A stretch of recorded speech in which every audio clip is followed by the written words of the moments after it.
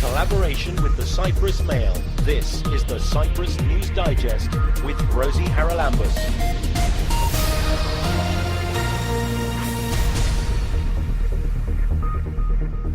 Coming up on the programme this week, we'll hear about a workshop on human trafficking. International Labour Organization said that human trafficking for sexual exploitation has generated worldwide $99 billion. How can you compete with that? The European Commission has launched infringement procedures against Cyprus for failing to comply with EU directives for the protection of nature. So there is a law proposal of how to transpose the directive into national law, but is being delayed heavily, I would say, and that's why the European Commission is following up to put a bit of pressure to close this big loophole. And the LGBT community is preparing for this weekend's Pride March. To enable trans people to change their papers in a swift manner, because it's taken like maybe 2-3 years, even more for some to do that, and it's very painful. A workshop was held recently in the buffer zone in Nicosia on trafficking of people. It was actually called Internationally Organised Crime, What's Happening Today in the World, as referring to trafficking in persons. And one of the keynote speakers was the president and founder of Stop Trafficking of People, Inc., and she talked about human trafficking for sexual exploitation in 2018. Where are we? She's a lady who's been working in this field for many years. Her name is Celia de la Varenne, and she joins us now. Celia, you've worked, as I said, for many years in this field. What would you say are the main priorities that we have? And it's something that's been on the front pages now for several years. Is it making a difference to the number of people that are being trafficked for sexual exploitation? Unfortunately not. It seems that, I will not say nobody cares, but yes, it makes the front page. But I believe there is no political will on the part of the government to change anything. And unless there is a political will, we won't see a change. I mean, especially now that we have the terrorist groups like Al-Qaeda, Boko Haram, ISIS, and so on, who use young girls and children for sex because it generates a lot of money. So we're talking not just about the abuse of women and young people, and let's face it, sometimes men also included, but it's more about the financial gain, because I believe I'm right in saying that human trafficking is second only to arms trafficking and now ahead of drugs in terms of the money that can be made by the underworld. Absolutely. International Labour Organization said that human trafficking for sexual exploitation has generated worldwide $99 billion. How can you compete with that? And the trouble is as well that this is, as we said, underworld organisations, so money laundering and all the other things come into it. You said you don't think most governments have the political will. However, some have tackled this, have they not? Sweden has a model that seems to have worked quite well. Yes, but it's only one government.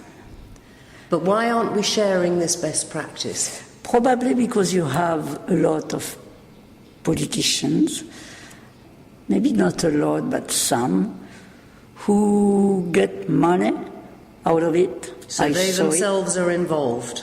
Yeah, when they don't use the girls or the boys, yes. That's why it's so difficult to tackle it.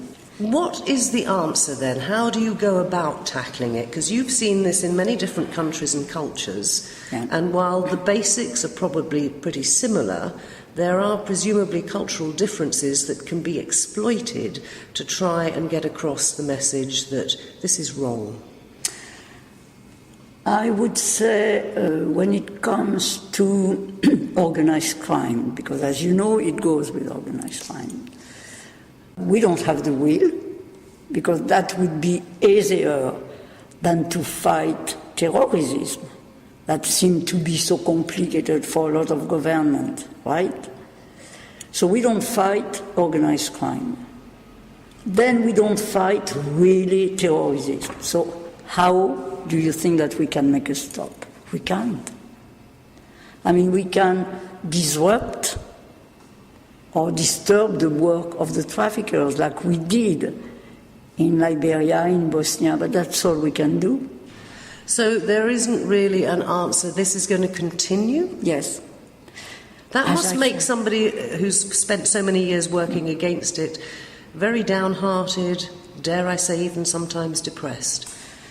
Depressed, not really, because that's not me, but discouraged, yes. But then I think that if you save a young girl or a young guy, you can sleep better. But when you're all alone and when people don't think, because, you know, when I talk about my organization, many, many times I'm told that it's not glamorous enough. And yes, it's true.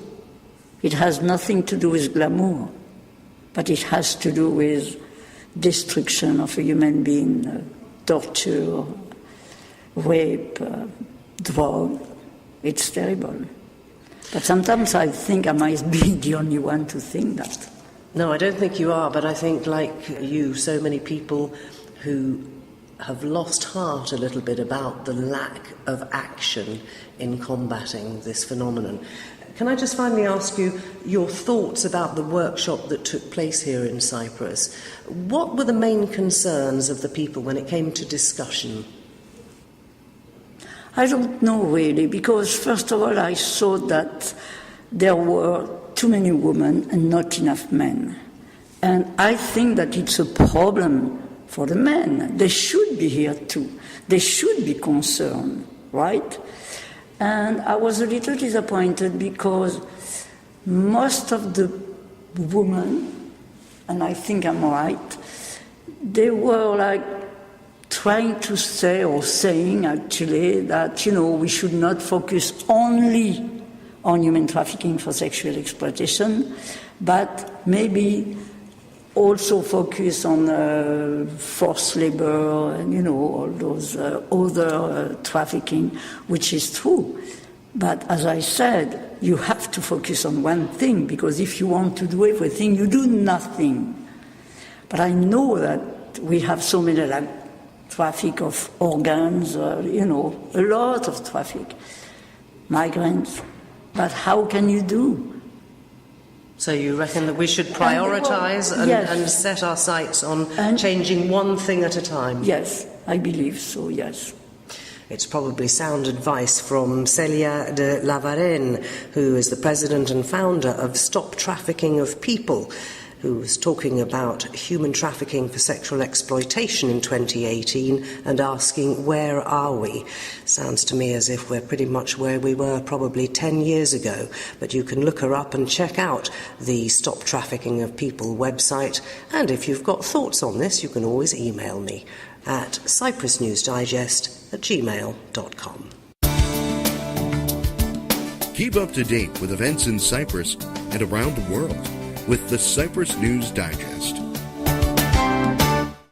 Cyprus is in the crosshairs again when it comes to the protection of our environment. The EU Commission has now launched infringement procedures against Cyprus for failing to comply with their directives for the protection of nature.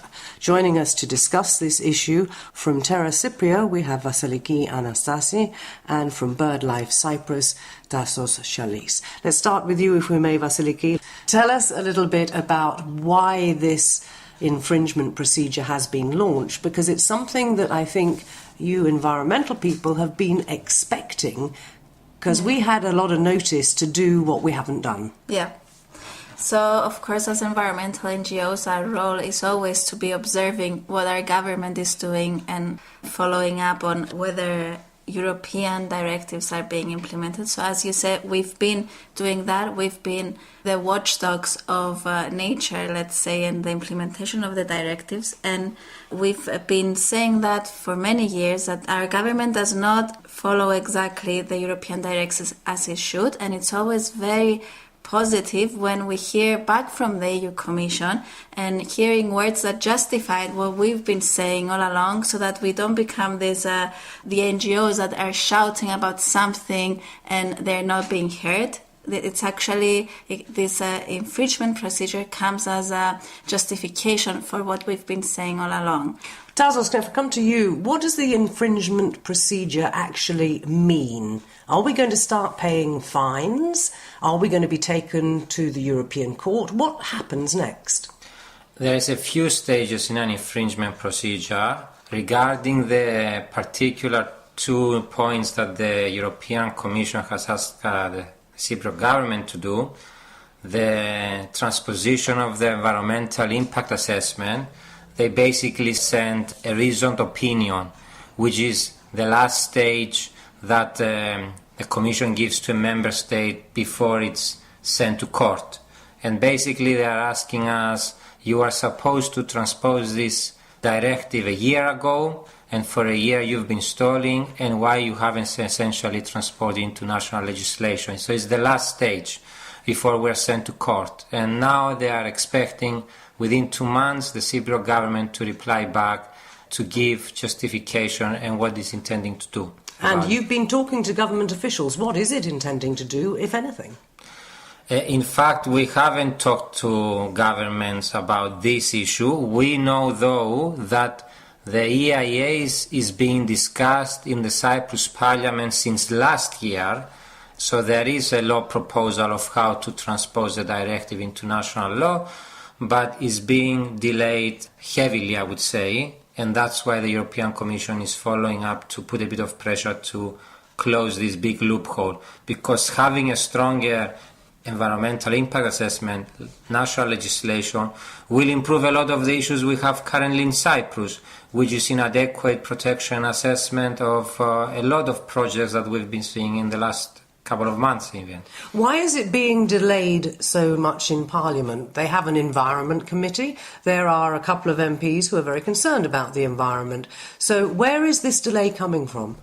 I think it's typical up to a point that when law proposals are being prepared, they're being discussed and come back and forth and invite people to the Environmental Parliamentary Committee and take their comments and come back. I mean, this is kind of the process that takes place always. It doesn't only have to do with this legislation, but I'm sure that it's not the most attractive legislation that may pass for any proposed projects that we may be seeing this So big business months. Interests probably have got their little finger in the parliamentary pie. Of course, yes. They are always lobbying to relax the laws or introduce loopholes, and we are always pushing to implement exactly what the directive says, which is to protect nature and evaluate any projects that they are proposed in protected sites adequately and sufficiently for the protection of the species that those areas have been designated. This brings us as well to the reference to the Natura 2000 sites, because that was something else that I think we've had a reasoned opinion on. So explain that bit as well, because they've been in the news recently, haven't they, with the sea caves in Pea, the infringements, if not actually on Natura sites, but right next door, which is almost as bad. Yeah, so for the Natura 2000 sites, the government has received a formal notice. A formal notice is a step before the reasoned opinion. So it's actually the first step that the EU Commission takes when it addresses a member state about an issue. Through the letter of formal notice, they ask the government to answer some questions. If these questions are not answered in a satisfactory manner, then the European Commission will be sending a reasoned opinion, which is the stage at which we are for the other issue that we were discussing, the environmental impact assessment. So for the Natura 2000 sites, we are a first step in this procedure.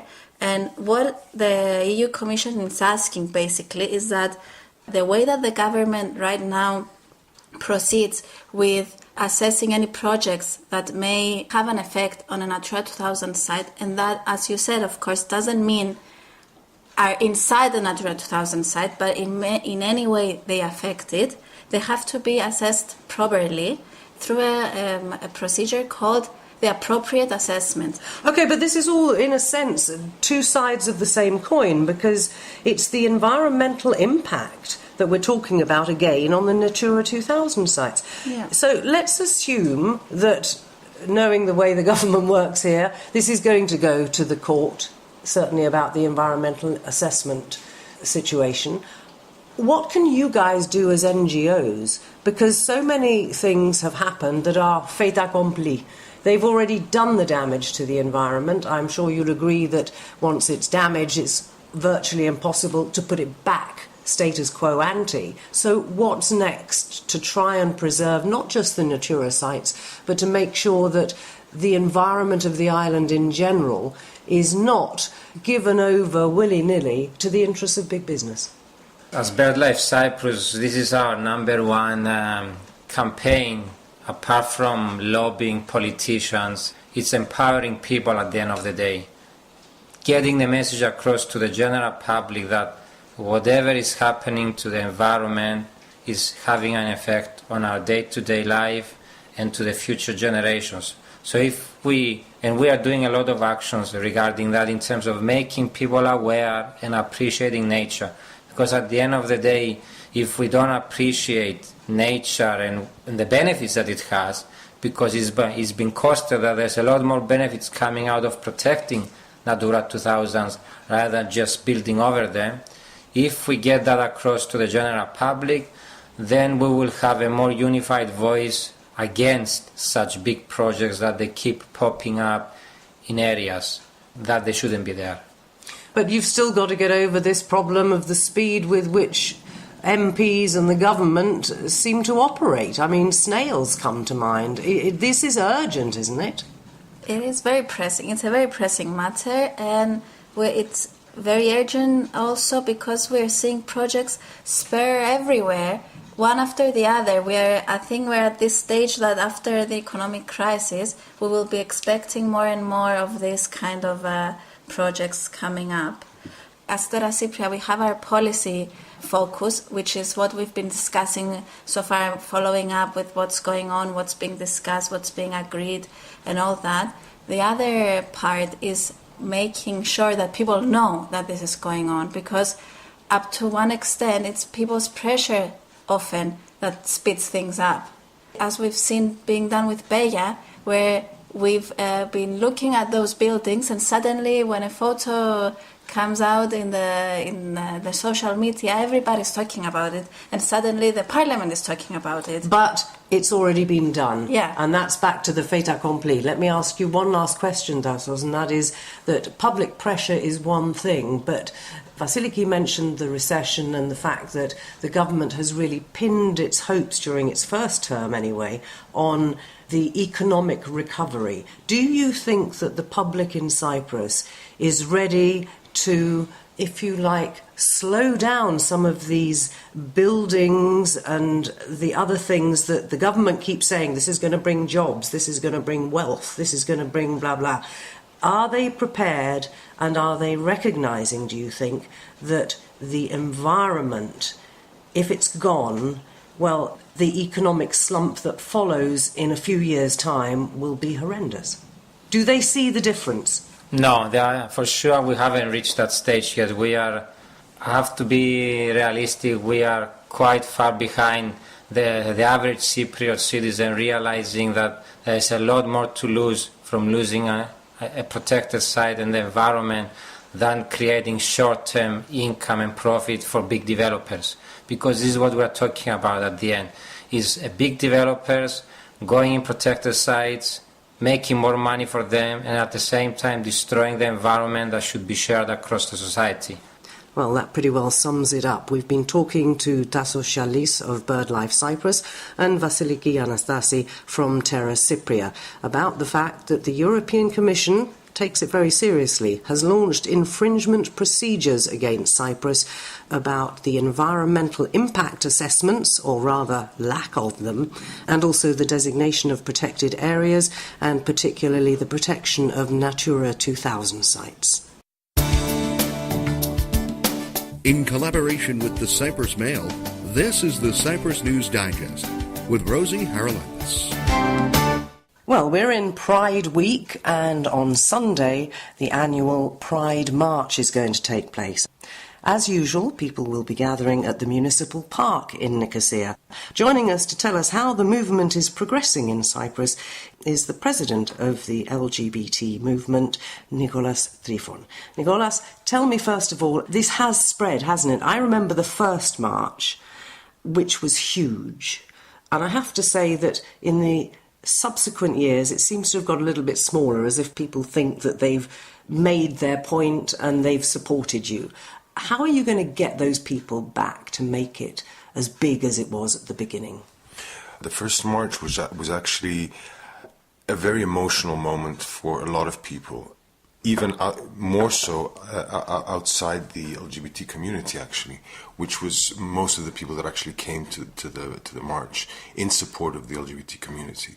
At that point, the LGBT community was actually in fear of actually coming to the march. We thought we'd be like maybe 100 people and have sort of tomatoes thrown at us, actually. You must have been amazed, because I was there, and the people that turned out were absolutely unbelievable. Yeah, we had close to 5,000 people, mostly families and kids and grown-ups and some LGBT people from the LGBT community. But it was a massive support. It was very emotional, I think, for everyone that this was happening for the first time. Since then, it's not that we had 1 year, actually, I think the year before last, where we actually had to move the march to the next day because of rain, which in the end didn't happen. So that we lost a few people for a substantial amount, actually, of people coming from Limassol who had planned that weekend.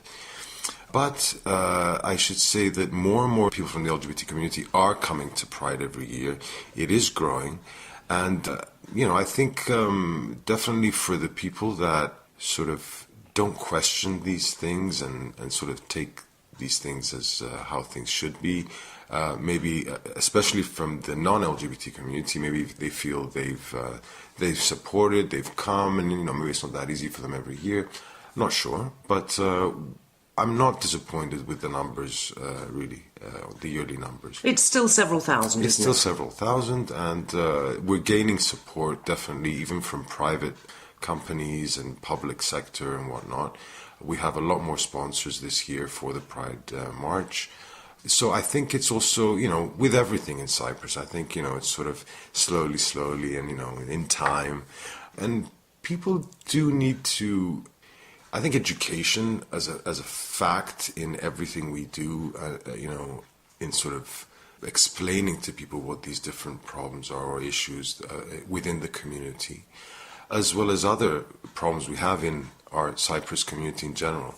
I find that people are more and more sort of taking part in voluntary organizations and sort of giving a hand in the way they want in whichever organization they're willing to take part of. So I think the whole mentality is changing. However, you do have quite a number of people that don't like change, no matter what it is. Right, but let's talk about the marches in other towns, because I think this is spreading, and although you've got the core still in Nicosia, it does make a difference, doesn't it, if it is island-wide? Yes, it does. We don't actually have organised marches in other cities.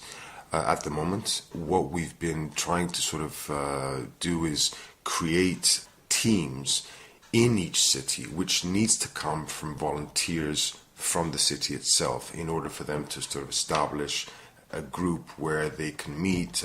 But the flags have been going up over municipalities in Paphos, for example. Yes, we had the Paphos municipality and the Yoroskibu municipality, which were very happy to raise the flag. We have the municipality of Nicosia, who supports, actually, it's under the auspices of the municipality here. They will be putting up the flag as well. Well, we had the march in the north, in North Cyprus, which was organized by the North organizations, but that was the only other march. But they have attended the one that you've organised, because I can remember them all marching up across the checkpoint and up Lever Street. It's a very emotional sort of time, because for us to go on the north side and see the situation there, and us supporting them and they support us, we're doing a lot of bi-communal events as well. And we will be organising more for the future.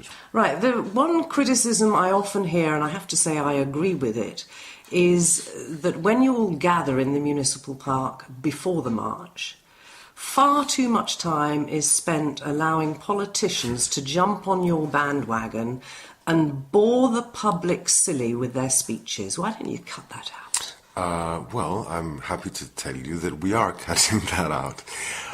There will be no speeches by politicians this year, or I think ever again. You're completely right.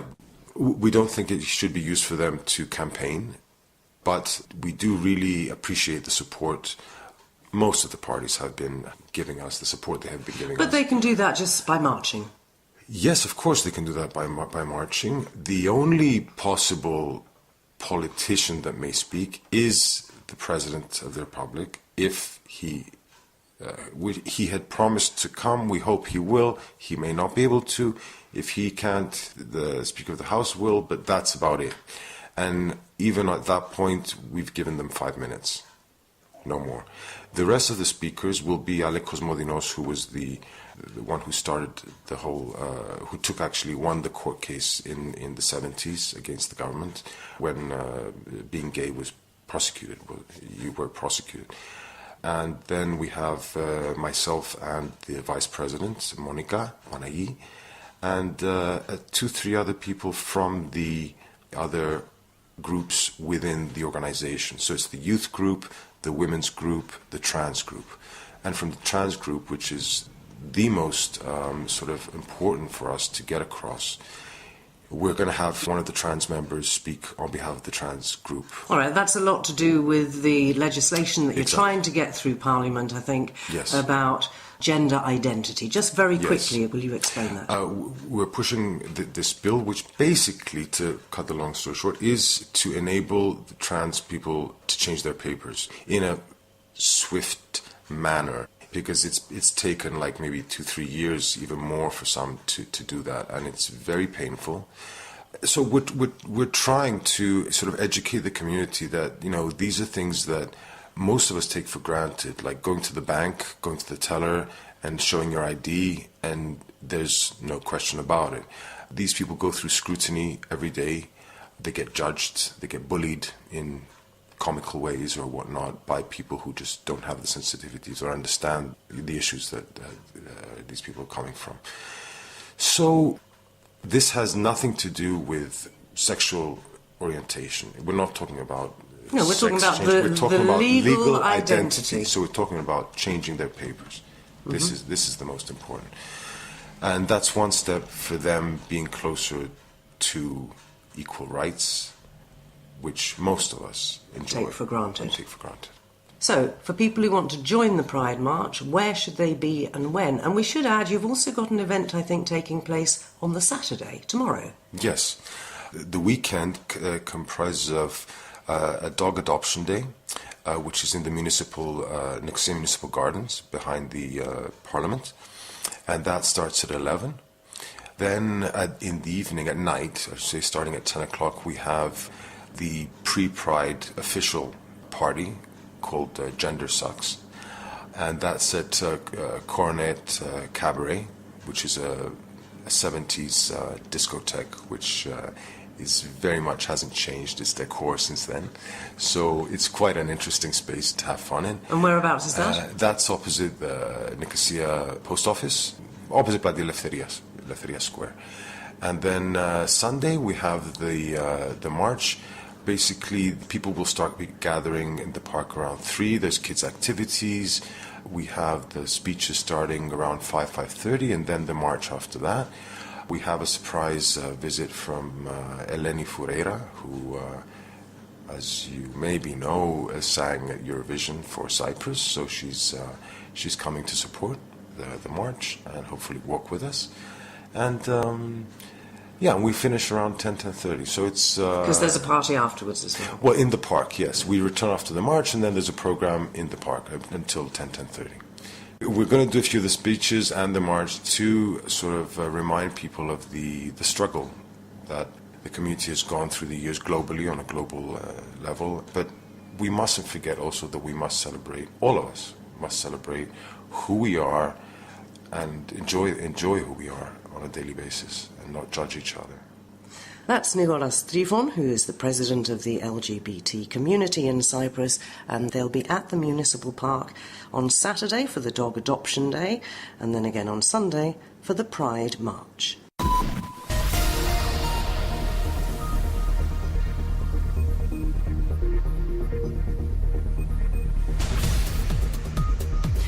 Well, that about wraps up this edition of the Cyprus News Digest. Many thanks for your company.